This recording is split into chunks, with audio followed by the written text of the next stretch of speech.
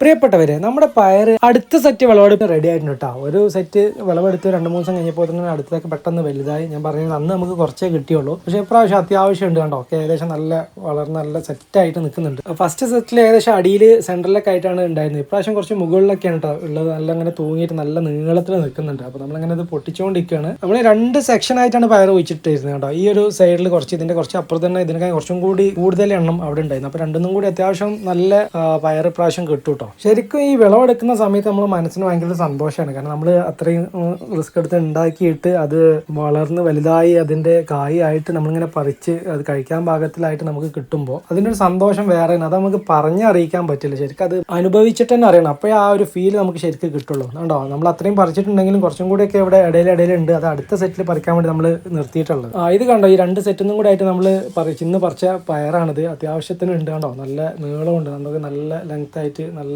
ഭംഗിയുണ്ട് കാണാൻ. എന്തായാലും ആ ഒരു പയർ വെച്ചിട്ട് നമ്മളൊന്ന് പോസ് ചെയ്യട്ടോ. സംഭവം കണ്ടോ, നമ്മുടെ അധ്വാനത്തിന്റെ ഫലം എന്നൊക്കെ പറയാം. സംഭവം സെറ്റാണ്. അതിങ്ങനെ കാണുമ്പോൾ തന്നെ നമുക്കൊരു ഭയങ്കര സന്തോഷം. എന്തായാലും ഇന്നത്തെ വീഡിയോ എത്തുള്ളൂ. വീഡിയോ ഇഷ്ടമാക്കുന്നത് ലൈക്ക് ചെയ്തേക്കുക. അതുപോലെ നമ്മുടെ പുതിയ വീഡിയോസ് ഉണ്ടായിട്ട് ചാനൽ ഒന്ന് സബ്സ്ക്രൈബ് ചെയ്തേക്കുക. അപ്പോൾ വീണ്ടും അടുത്തൊരു വീഡിയോ കാണുന്നവരേക്കും ബൈ.